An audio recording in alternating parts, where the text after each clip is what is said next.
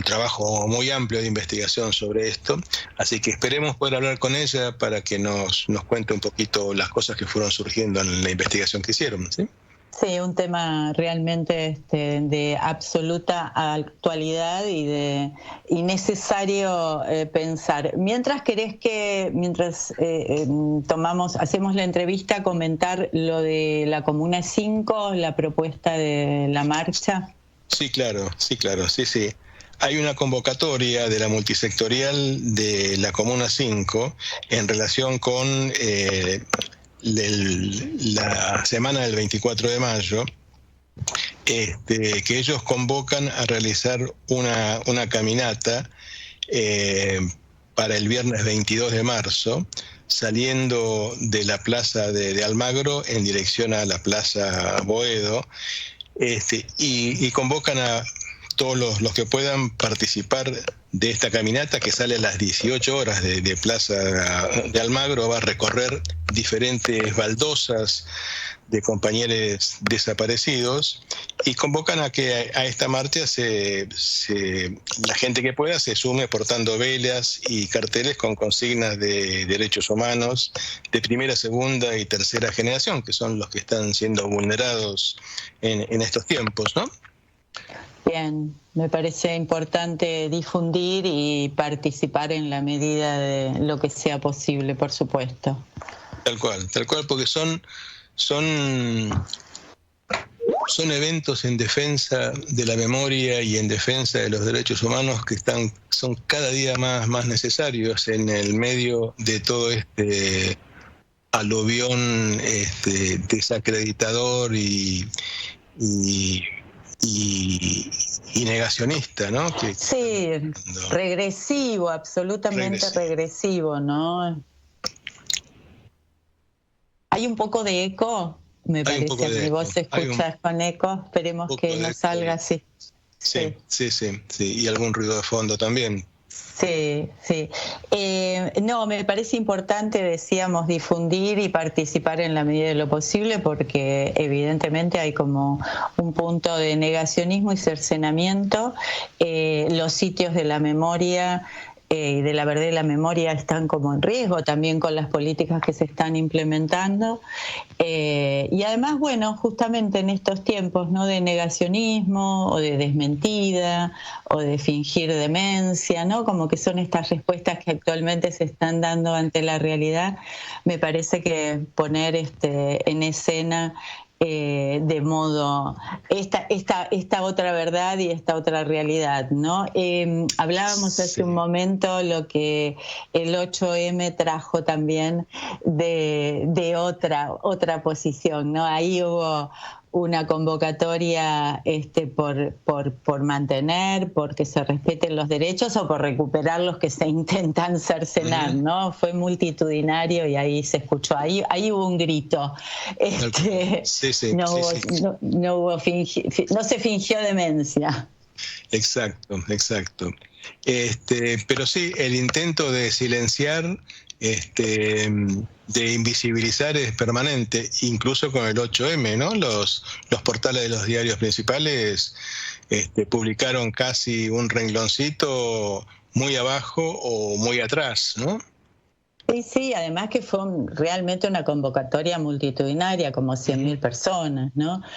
Mujeres y diversidades y varones. La verdad que, bueno, vale también hacer mención a ello en estos tiempos. Sí, y que en estos tiempos no solamente se trata, está intentando desde el gobierno y los movimientos que lo apoyan fingir demencia, como decías vos, sino también la desinformación y la tergiversación, ¿no?, de conceptos y sentidos. Pero bueno, ya estamos en comunicación con nuestra invitada, Natalia Aruguetti. Buenas noches, Natalia. Liliana Martínez y Gustavo Pacman, te saludamos acá en Desmalezando y adelantamos nuestras disculpas por la demora en la comunicación y de haberte tenido esperando. Buenas noches.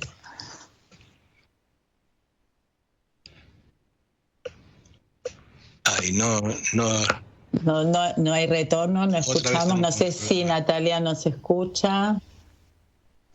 Bueno, sí, los escucho, no sé si ustedes ahora me escuchan. Sí, ahí te escuchamos. ¿Cómo estás? Buenas noches, Natalia. Hola, buenas noches, ¿cómo va? Gracias por el llamado. No, por favor, disculpas nuevamente por la demora, ¿sí? Ningún problema. Natalia, veníamos escuchando algunas entrevistas que te han ido haciendo en los últimos tiempos en relación con el libro que publicaron junto con Ernesto Calvo, el libro Nosotros contra ellos, donde hacen toda una investigación acerca de cómo funcionan las redes sociales en el proceso de confirmar las creencias nuestras y desconfirmar las de los otros, y cómo eso se va dando o va produciendo o va colaborando en la construcción del proceso de polarización que está instalado en la sociedad. Y en las entrevistas que te hacían, vos, digamos, comentabas y ponías en juego un montón de categorías que nos parece muy interesante. Vos hablabas por ahí en todo este proceso de las redes hay fenómenos de resistencia cognitiva, de identificación y afectiva que favorece la permeabilidad en algunos casos frente a cuando hay condiciones de predisposición para escuchar ciertos mensajes, y el rol de diferentes personas que van jugando en las redes sociales. Lo que te pedimos para arrancar es por ahí si nos puedes dar una mano en rescatar algunos de los procesos y de los fenómenos que a vos te parecen centrales, importantes, surgidos de esta investigación que ustedes hicieron con Ernesto Calvo. Bueno, son interesantes, gracias por esta propuesta, porque los conceptos que encontraste son conceptos interesantes y son elocuentes también para intentar entender cómo interactuamos en este momento, en un momento de tanta polarización en el espacio digital, pero también en el espacio offline.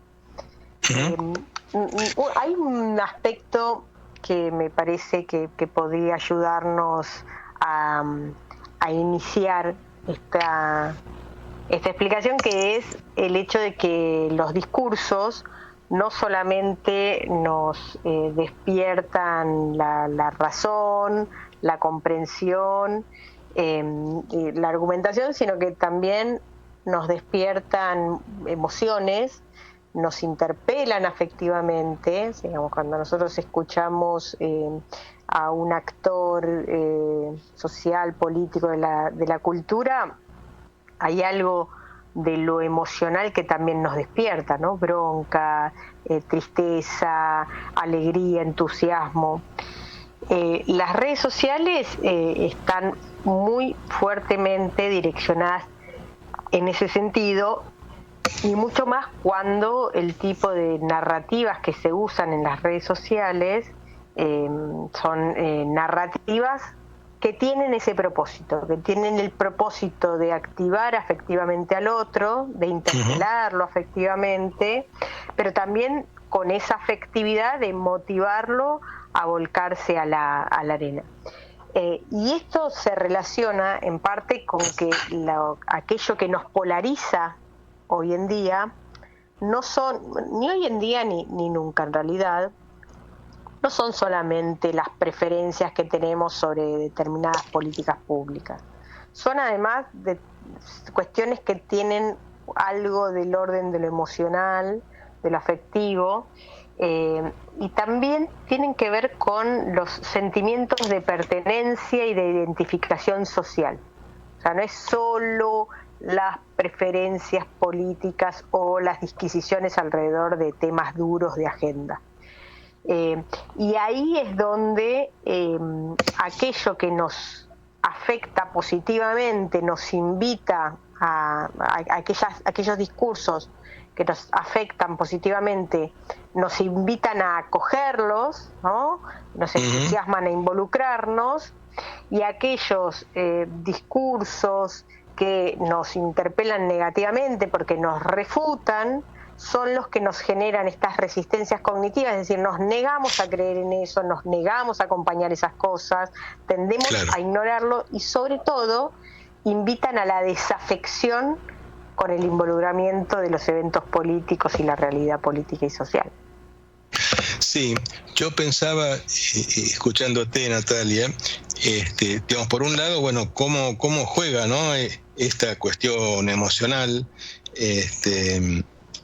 pero también vos mencionabas en las entrevistas la función que cumplen algunos personajes dentro de las redes que funcionan como chequeadores de verdad o falsedad y adjudicadores de verdad o falsedad y de convalidación o no de ciertos discursos, ¿no? Con lo cual hay ahí una estrategia y un funcionamiento como muy complejo con diferentes aspectos que se ponen en juego simultáneamente, ¿no?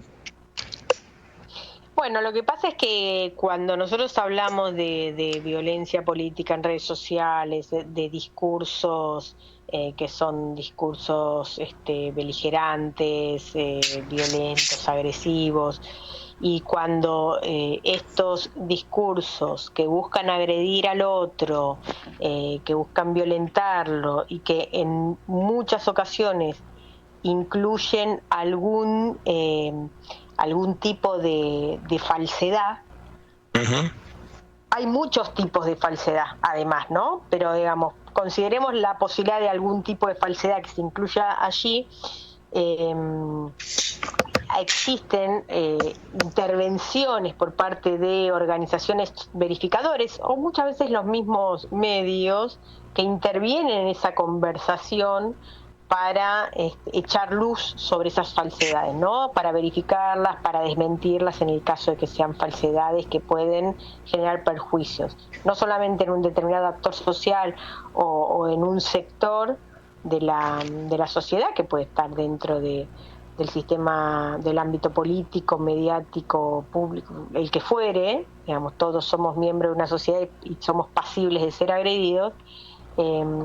No tiene que ver solamente con intervenir cuando hay falsedades que buscan deliberadamente agredir y lastimar al otro, sino que también a veces hay falsedades que se van co-construyendo de manera involuntaria, y en esos casos también es importante intervenir, porque muchas veces falsedades intencionadas, deliberadas, o falsedades en las que se incurre por errores involuntarios, todas pueden derivar en consecuencias muy negativas.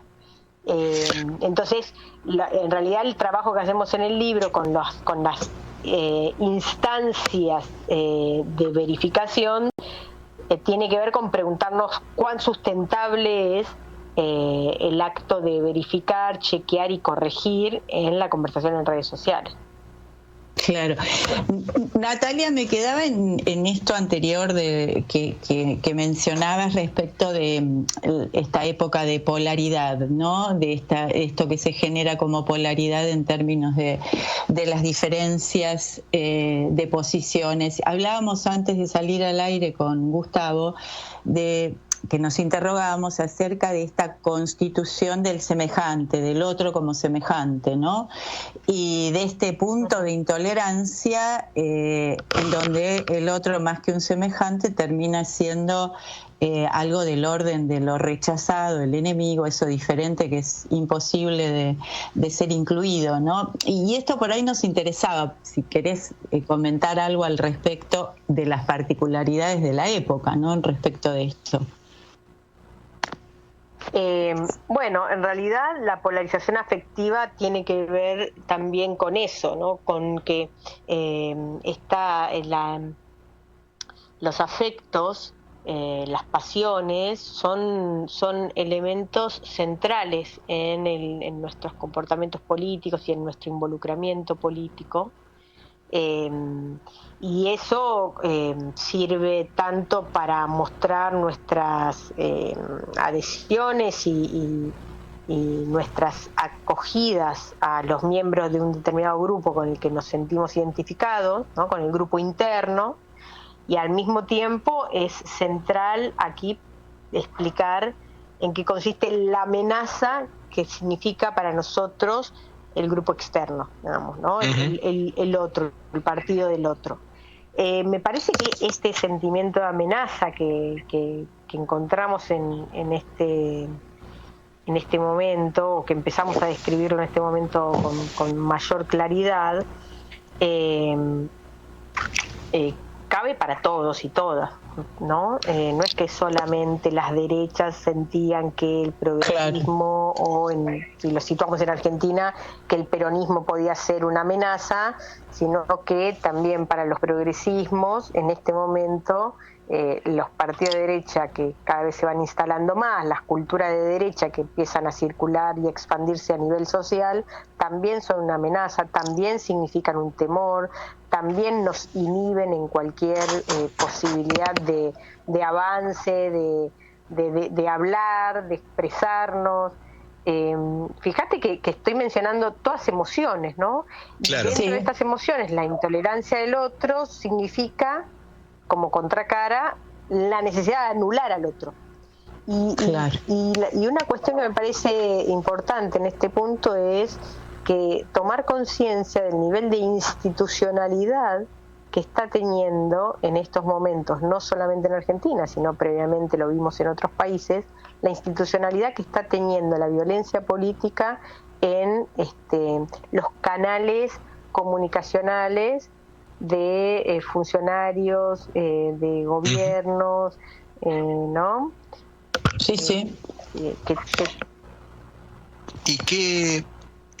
¿Y qué articulación hay entre los canales institucionales que vos que mencionás y las redes sociales, ¿no? Porque pareciera que hay momentos donde funcionan en paralelo y hay momentos donde funcionan más articuladamente. No, y yo me preguntaba cómo permea la información que circula en un canal institucional hacia las redes sociales, ¿no? Bueno, a ver, si lo ubicamos para tomar todos estos elementos, lo que se me ocurre decir es que la estrategia comunicacional de Milei, que en realidad tiene rasgos muy similares a los que él desplegó durante su campaña electoral, apunta fundamentalmente a el uso, la expansión y la comunicación vía redes sociales y cuentas que son personales y están desinstitucionalizadas, ¿no? Es como si hiciera una suerte de externalización de tareas a un grupo de personas o un grupo de cuentas de una comunidad digital que se expresan sin ningún tipo sin que nada los obstruya ni haya ningún tipo de intermediación ni mediatización, y eso pasa a ser una suerte de vocería de gobierno esparcida y delegada en esas cuentas privadas. Entonces y que además son cuentas con una actividad muy muy intensa, cuentas individuales, cuentas privadas, que muchas veces son de muy dudosa procedencia y en ciertas ocasiones además luego se convierten en funcionarios públicos, ¿no? Claro. Y esta estrategia comunicacional personalizada que tienen, donde en realidad el presidente usa sus likes y sus compartidos como un gesto de respaldo a esas opiniones de su gobierno, a las agresiones a otros actores que incluyen información falsa, y esa delegación de vocería está por fuera de toda institucionalidad, y eso en realidad le resulta muy efectivo a Milei, primero porque alcanza una gran concentración de la comunicación sobre eventos que usando redes sociales sin filtro de terceros ni ningún tipo de mediatización, pero además porque logra coordinar una narrativa muy beligerante, un discurso que está atravesado por la violencia política de manera creciente, y que son producidos inicialmente por fuentes que son distintas a él, ¿no? Pero que son fuentes muy influyentes y a las que luego él avala. Claro. Sí. Ahora, escuchando... Es como por delegación, ¿no? Queda algo ahí como por delegación, no formalmente. Sí. Y escuchándote yo pensaba, me preguntaba cómo se lucha contra esto, que no es claramente con la verdad ni es necesariamente con los medios institucionales, sino que se me ocurre que la forma como se podría dar esta batalla en las redes sociales, digamos, sería con generar un movimiento equivalente del lado contrario, ¿no? O sea, un ejército de personajes que trabajen en las redes, dando una versión en principio más apegada a la realidad o más apegada a los hechos, pero compartiendo una forma similar de operación y de trabajo. Sí, exactamente, sí. Sí, fíjate que es muy loco, ¿no? Porque esta forma de delegar y externalizar esa tarea, que en realidad tendría que ser una tarea institucionalizada, centralizada, ¿no? Con canales formales, etcétera, se complementa con una desactivación absoluta de los canales comunicacionales o de los equipos de comunicación institucional que tienen los distintos ministerios ahora devenidos en secretaría. Esto es muy sintomática. Claro, esto es algo muy sintomático. Claro, tal cual. Porque en realidad a lo que apuesta es a esa centralización, pero esa centralización, o sea, porque uno podría decir, bueno, hay una centralidad de los equipos de comunicación que concentran esa comunicación y no se esparce por cualquier lado. En realidad de esta forma es loco porque él controla la comunicación, la controla y la descontrola, porque en realidad también es cierto que las redes sociales, viste, tienen como formas de circulación muy comunitaria, ¿no? No todo pasa por todos lados, pero como él no usa tanto las propias narrativas, ¿no? En el espacio online y offline, como aquellas a las que da el like o que comparte, como él no usa eso para comunicar formalmente, para informar formalmente, sino para marcar la cancha permanentemente, ¿no? La cancha del discurso y los límites de la contienda las marca él permanentemente, lo hace mediante todas estas estrategias diversificadas que entre todas van confluyendo en algo y que además uno de los principales logros, me parece, es que permanentemente nos está marcando la agenda a todos los demás que terminamos hablando de eso. Claro. No es posible correrse de eso. Y en donde me parece que lo disruptivo, a lo que apela permanentemente, le da una ventaja inicial, ¿no? Para estar sorprendiendo todo el tiempo. Yo me preguntaba, aparte, vos mencionabas... ¿Cómo? Que no solamente lo disruptivo, sino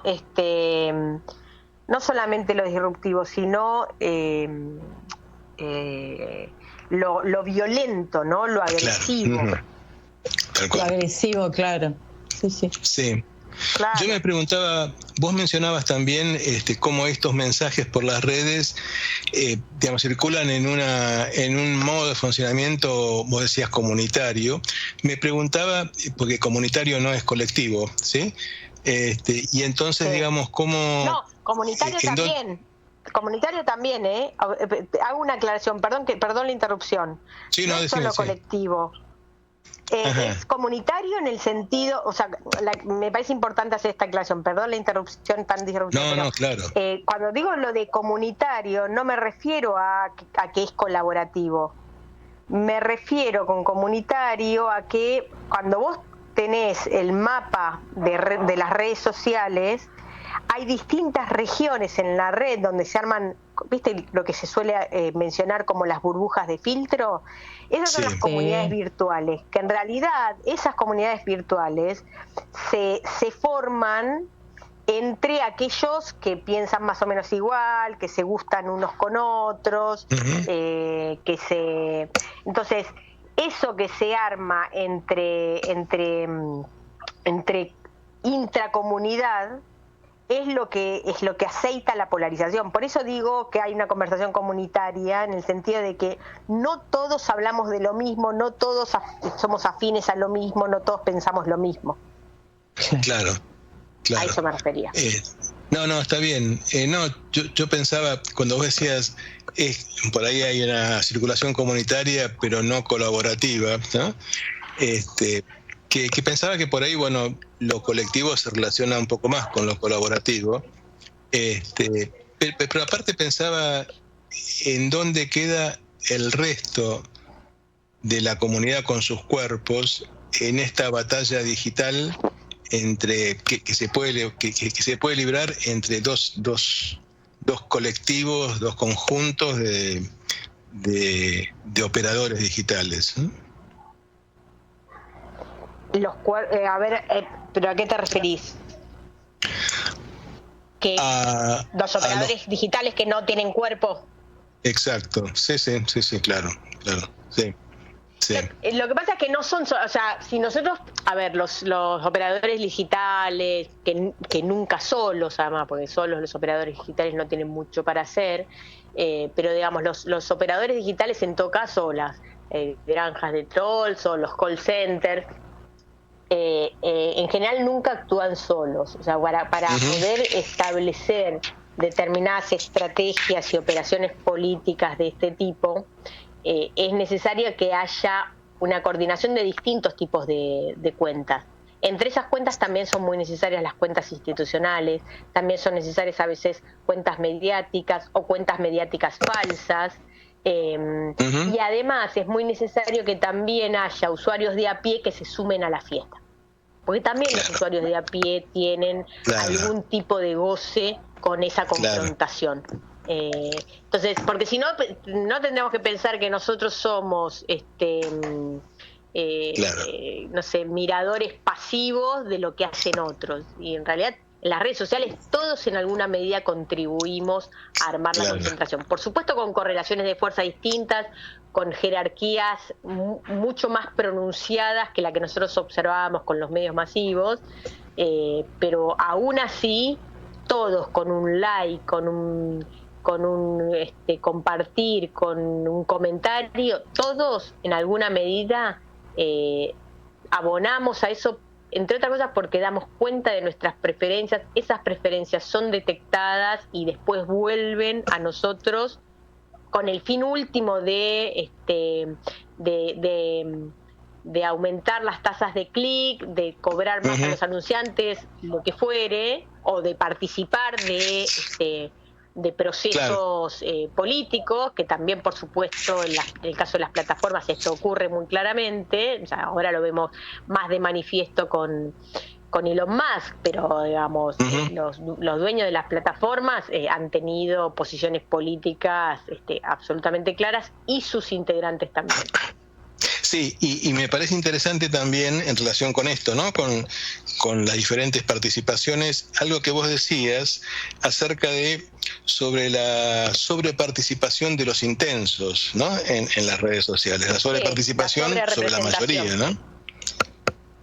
Claro, la sobrerepresentación de los intensos tiene que ver con, en parte, la lógica y la dinámica de propagación que tienen las redes sociales, ¿no? Lo que se llama la topología de redes, o sea, tal como está diseñada la forma reticular de circulación de la información en las redes sociales, eso implica que aquellos que son influencers, pero también aquellos que tienen mayor participación en las redes sociales, que son más vocales, que atraen más con discursos mucho más fuertes, mucho más agresivos, mucho más polarizantes, como esos activan más a sus seguidores, lo que hacen es expandir ese tipo de narrativas que aparecen sobre representadas, porque en realidad los otros se llaman a silencio.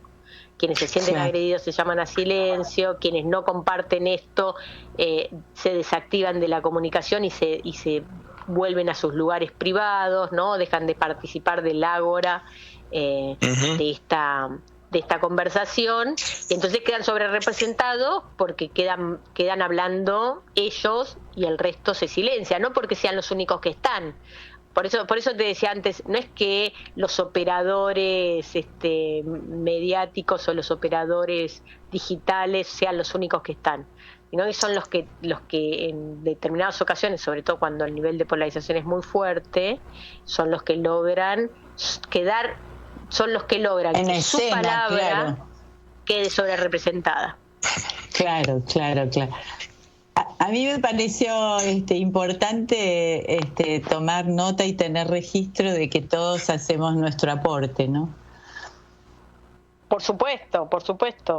Es una co-construcción discursiva. Eso Claro. no significa que sea democrática, Eso no significa que sea democrática. Totalmente. Significa que todos somos interpelados y activados discursivamente o desactivados y llamados a silencio. Tal cual, y me parece central tener presente esto, tenerlo claro, ¿no? Para dejar a un lado la ingenuidad de las intervenciones, ¿no? Por supuesto. Bueno, bárbaro. Bueno, Natalia, un tema interesantísimo y complejo que seguramente tiene 1000 vetas más. No se nos ocurre ahora alguna posibilidad de continuarlo en forma más breve, más concisa. Seguramente vamos a volver a molestarte en algún momento, pero lo que no sé, si dentro de esta charla que tuvimos hubo algo que te quedó en el tintero y que vos querías marcar, ¿no? Más allá que hablemos en otro momento. No, qué sé yo, creo que fuimos recorriendo en varias dimensiones de esta problemática. Por ahí sí dejar planteado que más allá de lo que ocurre en el espacio digital, uno empieza a tener temor de los altos niveles de polarización, los altos niveles de virulencia y las radicalizaciones que vemos en la expresión de estas derechas alternativas, de estas nuevas derechas que se sienten absolutamente entusiasmadas en sus narrativas agresivas y violentas. Entonces, y con impunidad casi absoluta, ¿no? Por lo menos por... Sí, la naturalización de esas narrativas. Me parece importante señalar eso, y volvemos a decir el último libro tuyo, Nosotros contra ellos, siglo XXI, que Natalia escribió junto a Ernesto Calvo. Bueno, Natalia, te agradecemos mucho el tiempo y la paciencia que nos dedicaste. Muchísimas gracias a ustedes, fue un placer conversar con ustedes. Un gusto, muchas gracias. Un abrazo. Estás escuchando Desmalezando. Bueno, bárbaro. Estuvimos charlando con Natalia Aruguete, con el disparador de la publicación hace un tiempito de su libro que mencionó Liliana recién, Nosotros contra ellos, y a partir de allí fuimos apelando al conocimiento que Natalia tiene de todo lo que se juega, cómo se juega y de todos los diferentes y muchos aspectos de funcionamiento de las redes sociales, y enterándonos, bueno, de cosas que siguen demostrándose como distantes a veces y complicadas de manejar, pero muy muy operativas, y que no hay que dejar nunca de tenerlas en cuenta, ¿no?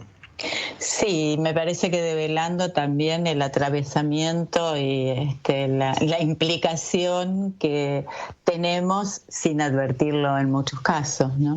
Sí, tal cual.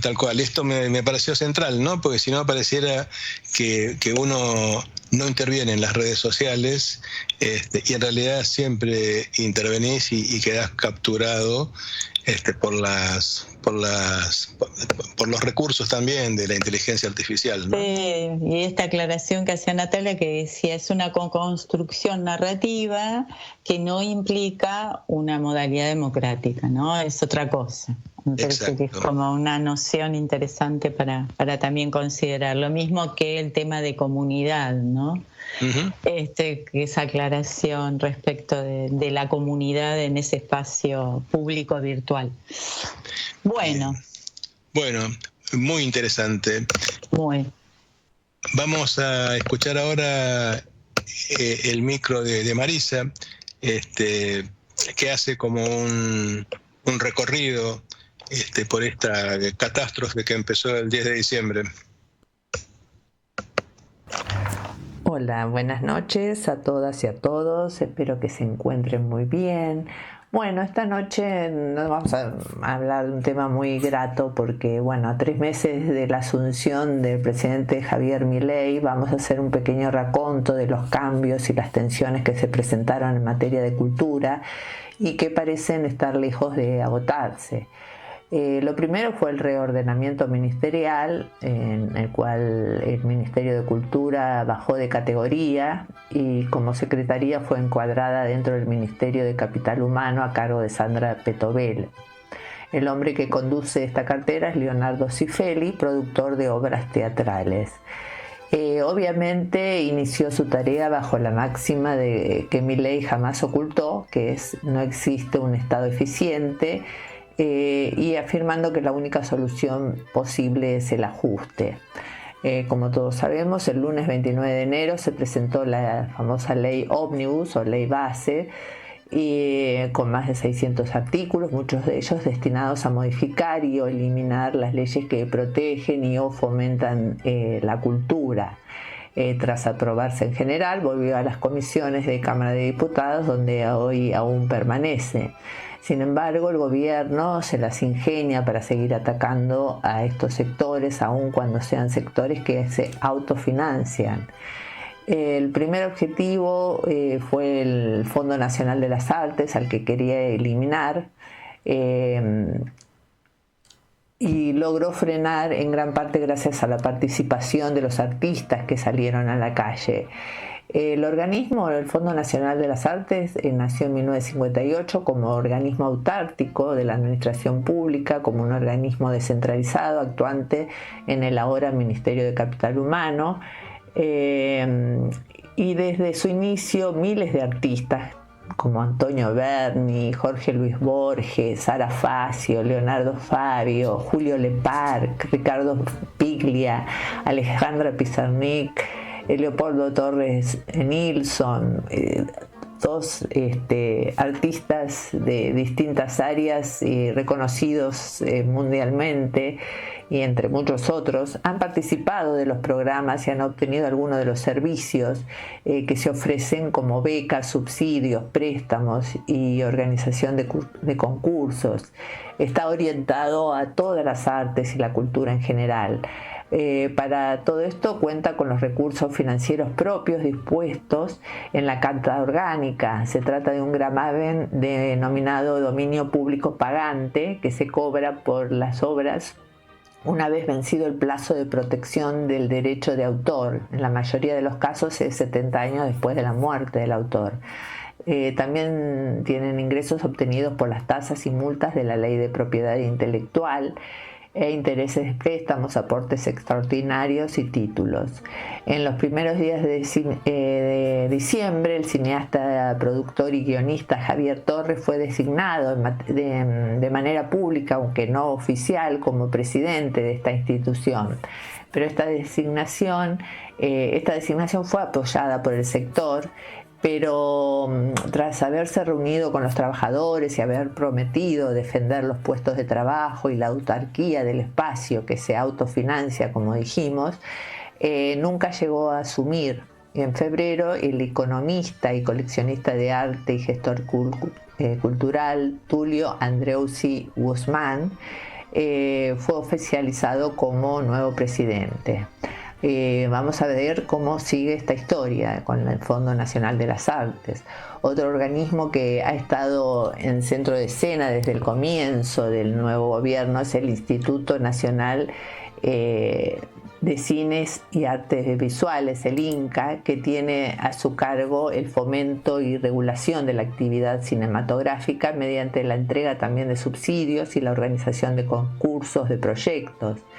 Este organismo nació en 1947, sufrió muchos vaivenes a lo largo de la historia. En realidad no es la única vez que lo han tratado de desfinanciar. Como recordaremos, hay épocas que se descuidaba mucho el cine nacional, se lo criticaba, en otras épocas que se fomentaba. El principal presupuesto propio proviene del Fondo de Fomento Cinematográfico, que se compone del 10% de la entrada del cine y el 10% del precio de venta de cada videograma grabado, y el 25% de la suma total de lo percibido por el Ente Nacional de Comunicación a partir del impuesto de la facturación de los canales de televisión y servicios de cable. También con legados, donaciones, rentas, intereses, dinero sin utilizar de años anteriores.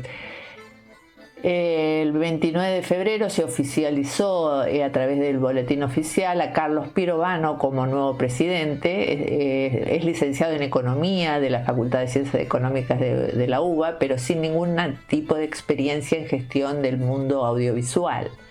Rápidamente Pirovano participó de una reunión con la Junta Interna de ATE en la que se pidió la reincorporación de los 170 trabajadores que fueron despedidos inmediatamente, y propusieron que se aplique un gravamen a las plataformas de streaming, lo que permitiría al instituto ordenar sus cuentas sin necesidad de ningún tipo de despidos, ni cierres de áreas, ni programas, ni actividades. Según los trabajadores, la respuesta fue negativa para ambos pedidos. Y de hecho, este lunes salió publicada en el boletín oficial una resolución firmada por Pirovano que cancela el apoyo a los estrenos nacionales y festivales de cine, pasajes, viajes al exterior, celulares para funcionarios, no renueva ningún contrato, elimina la posibilidad de nuevas contrataciones, suspende el pago de horas extras a los trabajadores. En esencia, las medidas dispuestas suponen un congelamiento de la actividad audiovisual argentina que dejará de contar con todo tipo de fomento. Además de los puestos de trabajo, el diferenciamiento del Inca alcanzaría a los espacios de cine Inca en todo el país, e inclusive el cine Gaumont, del cual quiero hablar en otra oportunidad porque realmente era un lujo ediliciamente, y la programación. He ido hace poco a ver una película bellísima llamada El Castillo. Bueno, también, como decía, esto puede alcanzar.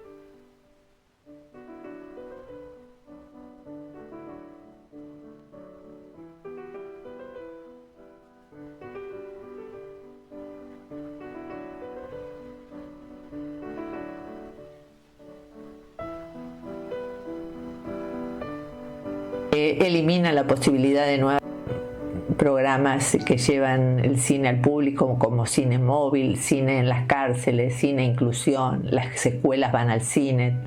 Todos estos programas que desarrollaba el Inca corren serio peligro. También las 5 sedes regionales del ENER, que es donde estudian más de 550 personas.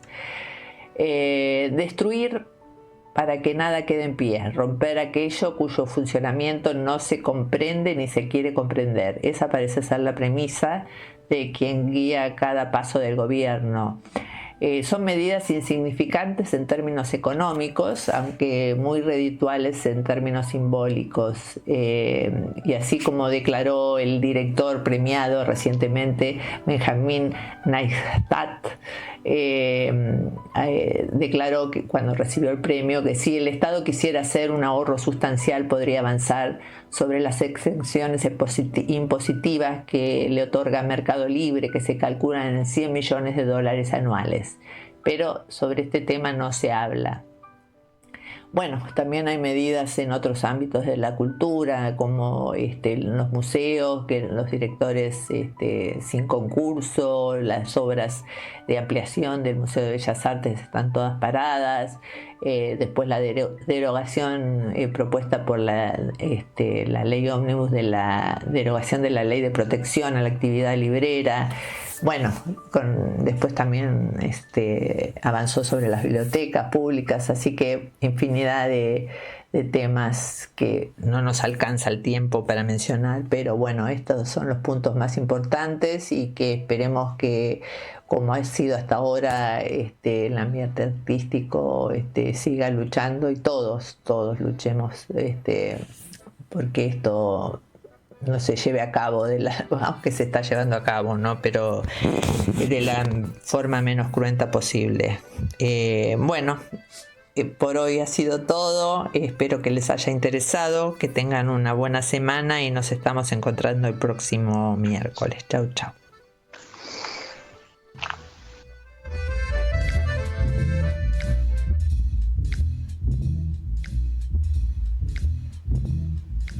Bueno, bien. Bueno, no hay buenas noticias para compartir, pero bueno, pero en realidad hay una, ¿no, Lili? Hay una dentro y en relación con esto mismo que comentaba Marisa en su micro, y frente a todas las atrocidades que dice nuestro presidente acerca de diferentes ámbitos, uno de ellos es la historia. Hemos visto un documento de los historiadores que nos parece realmente muy valioso, porque es no quedarse callados y articular respuestas frente a algo de todo esto que estamos viviendo, ¿no?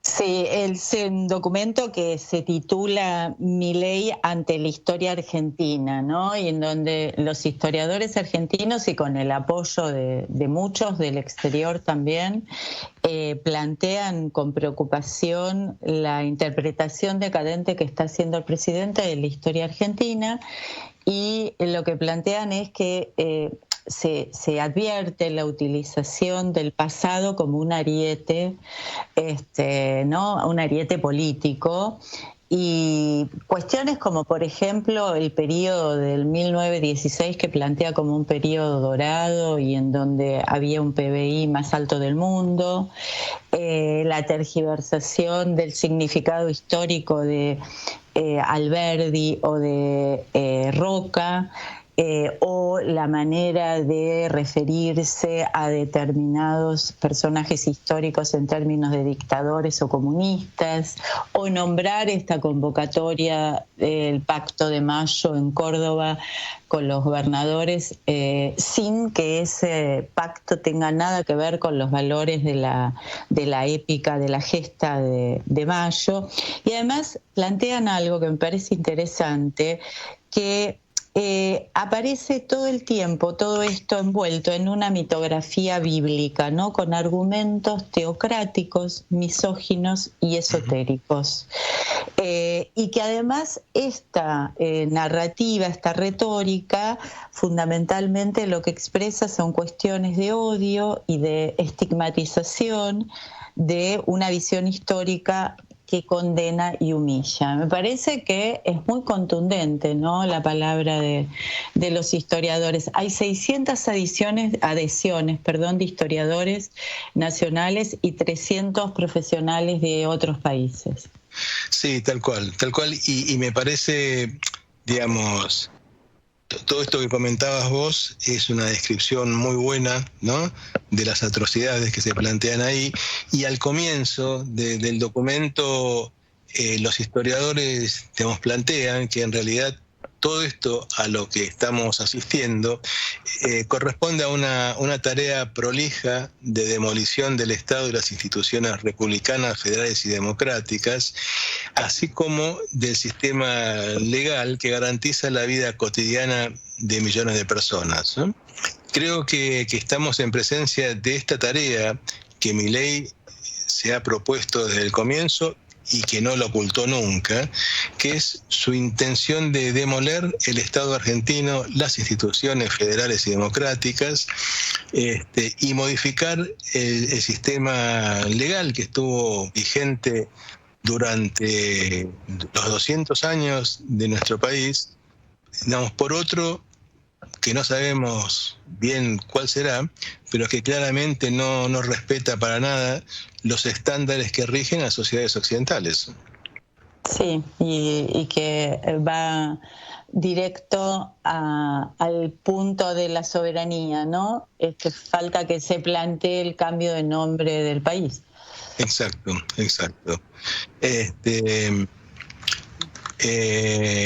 En relación con esto de la soberanía, como muestra patética de qué es lo que el presidente y su gobierno piensan al respecto, tenemos esta noticia reciente de la presencia de fuerzas norteamericanas en la vía navegable del Paraná, que es una abdicación clara de soberanía, similar a la que se da con Malvinas, ¿no? Similar a la que se da con Malvinas. Sí, además hay algo de todo esto que queda mostrado y explícito, ¿no? Sin ningún tipo de cuestión que quede, digamos, como recubierta otra cosa. Es así, se muestra así, ¿no? Y esto creo que también es lo preocupante. Tal cual, tal cual. Bueno, bien. Bueno, vamos cerrando hoy este programa duro, pero interesante que hemos tenido. Así que, bueno, nos despedimos, le agradecemos a Guillermo sus esfuerzos en la operación para subsanar los problemas técnicos, a Marisa con el micro, como siempre. Gracias, Lili, también por colaborar con esta tarea que vamos haciendo, pese a todo, ¿sí? Así que bueno, nos vemos la semana que viene. Que tengan, dentro de lo posible, buena semana. Saludos para todas y todos. Buena semana, un abrazo para todos y todas. Chao, Lili. Chao.